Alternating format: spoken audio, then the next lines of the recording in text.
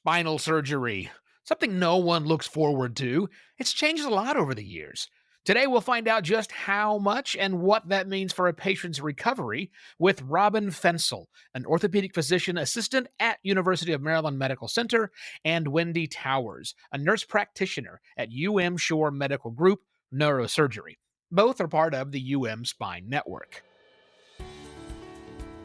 Welcome to the Live Greater podcast series, information for a healthier you from the University of Maryland Medical System. I'm Evo Terra. Thanks for joining me today, Robin and Wendy. It's good to meet you. Very nice to meet you. Thanks for having us.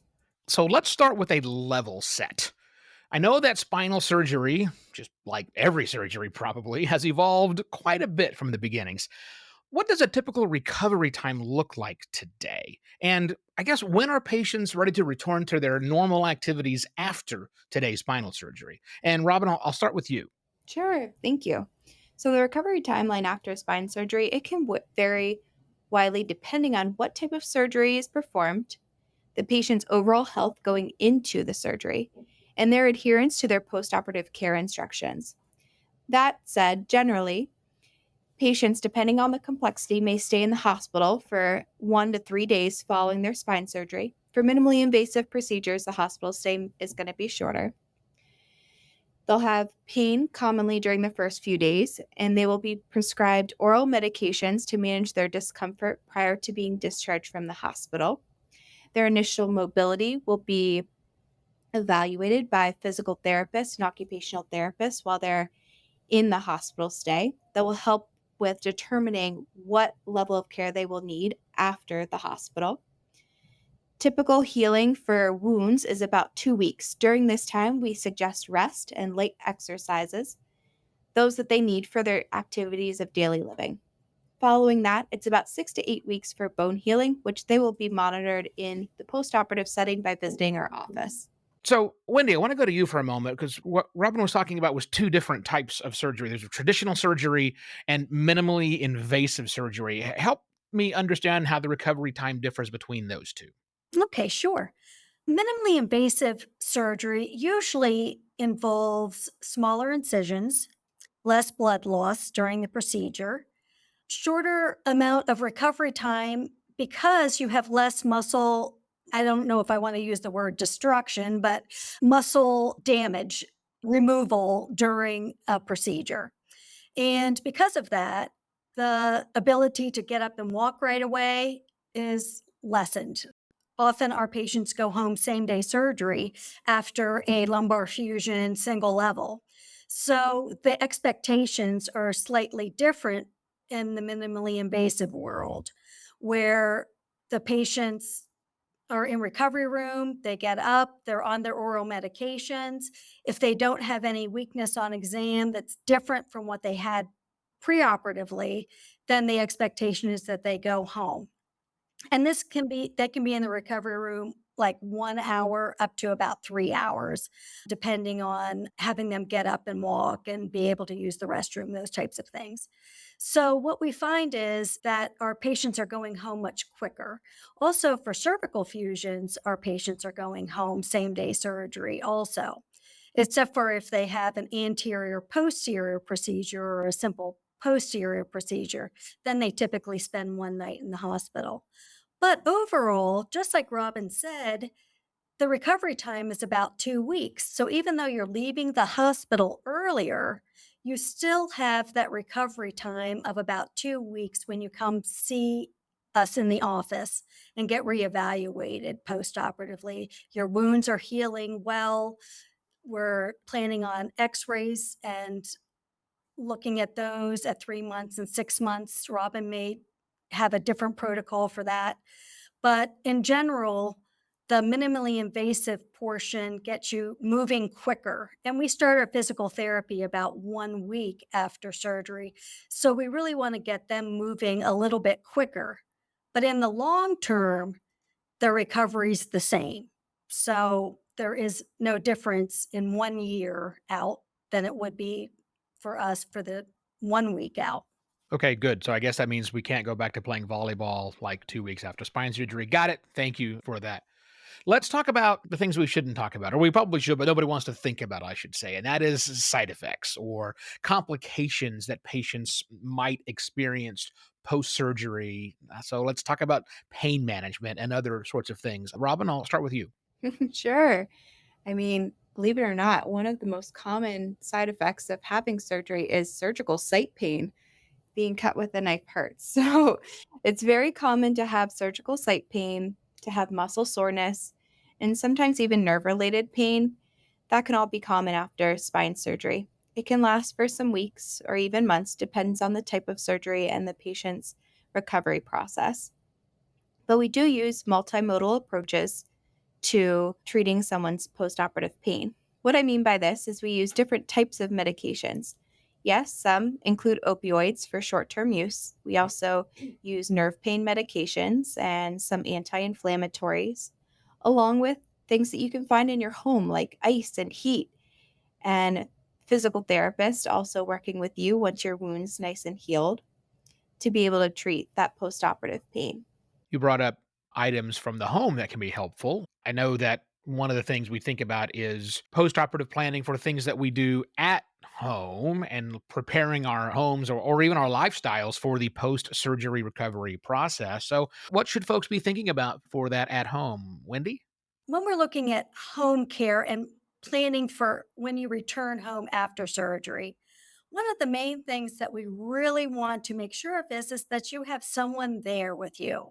So often we have elderly patients that don't have family nearby, that only have a neighbor that brought them to the hospital. The postoperative planning is key. So one of the things that you want to start from the very beginning of deciding to have surgery and signing up to have the surgery is to start discharge planning that minute that they're signing up saying, yes, I want to have this procedure done, because that sets them up for success postoperatively. So, in our paperwork that we give all of our patients Spine Network approved paperwork. And one of the things in there is who's going to be with you after surgery. Do you need acute care possibly? Here are a list of acute care rehab facilities for you to look into on your own or ask us about. So that way, there's some sort of plan in place in case you need the acute rehab or subacute rehab in your area. And talking with the family members about, okay, yes, the 80-year-old man is having surgery and his 81-year-old wife is his main caregiver. Is she going to be able to handle that? And do they need to bring somebody into the home? Do they need to look at calling their neighbors and saying, hey, I'm going to have this done? And neighbors are wonderful. I mean, we've seen in close knit communities where people really step up and help, and families coming in from far away to help take care of. And it could just be for a week, but it's that enough support that they have. The other thing is just looking at your home in general. Do you have, I like to call them slip rugs because it's like you're tripping over them and slipping on them. And, do you have those things in your home? Those need to be removed. Do you need some other additional support? Like, even though insurance may not cover some of these things, do you need to buy a grab bar, buy grab bars for your bathroom? Do you need to have a raised toilet? Those types of things. And kind of thinking about that ahead of time is really key. Yeah, that all sounds very, very smart. And I'm thinking about this personally from my father in law is about to face some spinal surgery coming up. And a lot of the things you just said right there really hit home. I'm wondering, Robin, thinking about that, obviously, medicine has advanced greatly and things typically go well from surgery. But are there certain symptoms that should prompt a patient like my father-in-law or the caregivers, because he certainly won't, when he sees these challenges? What's normal to recovery, and then when is the time to reach out to the healthcare provider? Yeah, sure. Well, I would suggest if you are sitting at home and you are wondering, are things going well? Or am I just like, is something not going completely right? I would tell them to phone our office right away. It's better that they immediately contact us and have their worries sort of put to ease or get their questions answered than to sit at home and kind of, be dwelling in anything. They should expect in general a decrease in the intensity and frequency of their pain, especially nerve related pain. If the surgery was intended to address any nerve compression, they should be able to stand, walk longer without fatigue or weakness. And as they regain strength, they may experience even less pain from muscle imbalance. They should gradually be able to increase their activity from day to day tasks without significant discomfort. And their incision should show signs of steady improvement, minimal swelling, no discharge. Their wound still might be tender, but not excessively painful after the first few weeks once we've said that skin has healed up in the first 2 to 3 weeks. So, things that would be some red flag symptoms is if their pain is getting worse, not better. And it is, even with taking their postoperative medications, that it is different or more intense than their pre-surgical pain, or if they feel something that's just totally different in nature, they should call us right away. Other things is if they are having any warning signs for infections. So thinking about fevers, chills, right? If your family member is having a lot of discharge at their incision site, they should definitely be calling us in. Or if there is any new weakness or numbness or anything like that, they should definitely call us immediately too, so we can speak with them. There's a couple things, right, that you don't want to sit on the phone and wait for the office for these. If they're having any issues as far as shortness of breath or chest pain or loss of bowel or bladder control, they should immediately seek medical care. And instead of phoning the office, we would suggest that those patients call 911 or go to the emergency room right away. I'm in total agreement with that, Robin. When you're looking at those red flag symptoms, one of the other things that I thought would be good to mention is that occasionally patients will have a thrombosis in their leg and they'll may develop DVT. And when that occurs, that's going to be a different type of pain also. So they may have redness in their calf, tenderness, can't take a step without getting pain. Those are things that are also red flags that patients would want to, call the office or go right to the hospital to get worked out.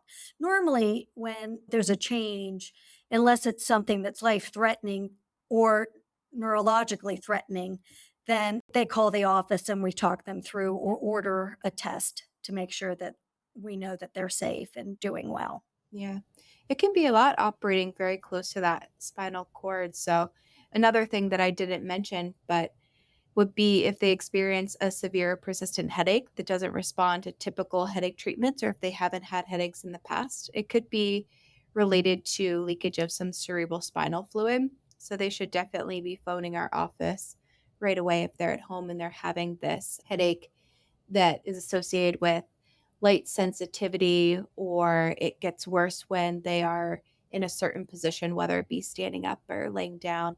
Yeah, yeah, definitely good points to remind people about. We've got a couple of questions left. I want to get to physical therapy and rehabilitation. Yeah, sure, for afterwards. I know that's going to change a lot. But what about even before surgery? Are there important things we should be doing to help with our recovery before we even begin the process? Well, first of all, when patients are evaluated in the preoperative setting, they are examined to see if they have weakness on exam, where their pain is located, what have they tried, physical therapy, have they done pain management with injections. If they failed everything, then surgery is the next option. And oftentimes, these patients may have weakness on exam or have noticed a foot drop, something like that, where they've been working on with physical therapy, but nothing is improving. The only way it's really going to be improved is once surgery occurs, the nerve gets decompressed, and then the nerve is available to the patient to start acting the way it should. The nerve starts to function and fire into the muscles that haven't been able to be fired into for a long period of time. So I do think that when you're getting ready for surgery, physical therapy is not a bad thing. So if your insurance company allows you to continue with physical therapy and you're finding that it does seem to help with certain things like back pain, it might not be improving the weakness that you have, but it may be improving your overall symptoms. It's not harmful. So you can continue to do it. Other things to look at preoperatively to get you ready for surgery is optimizing your health. So making sure that you're eating good proteins, you're looking at your nutrition, you're increasing maybe your vitamin D or calcium intake. So that way your bones are healing better after surgery. So, really looking at your overall health is really an important piece of it.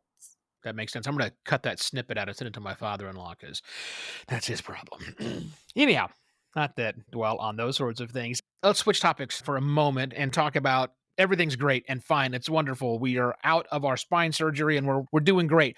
What should we be doing as patients?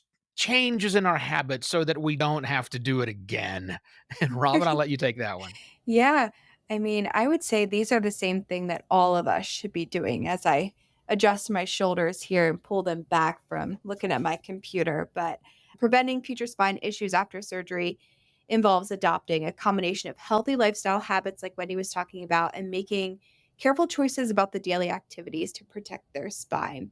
What I mean by that is, again, pulling the shoulders back, practicing good posture, maintaining a neutral spine position when they're sitting, standing, or walking, avoiding any slouching or hunching over that puts unnecessary pressure on the spine and that beautiful hardware that may have just been placed.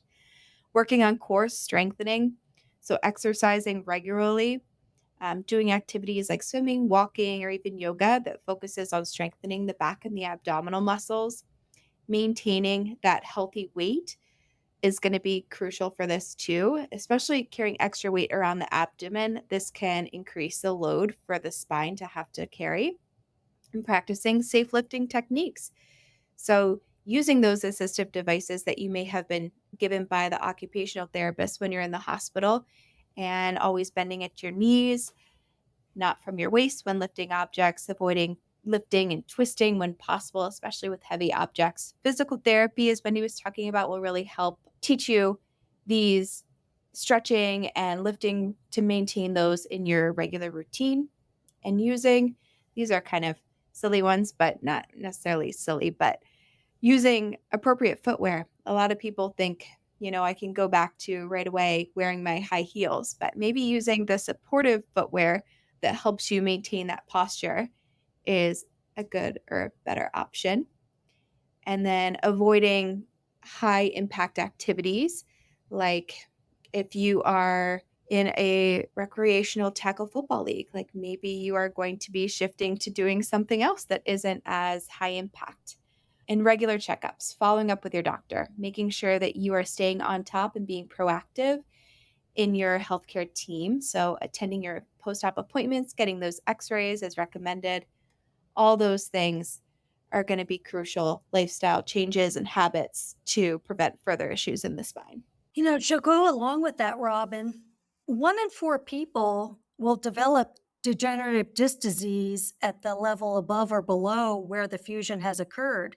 And they may already have started that process, but it hasn't developed neural compression to the point where it needs to have surgical intervention. So you're already at a higher risk once you need to have surgery.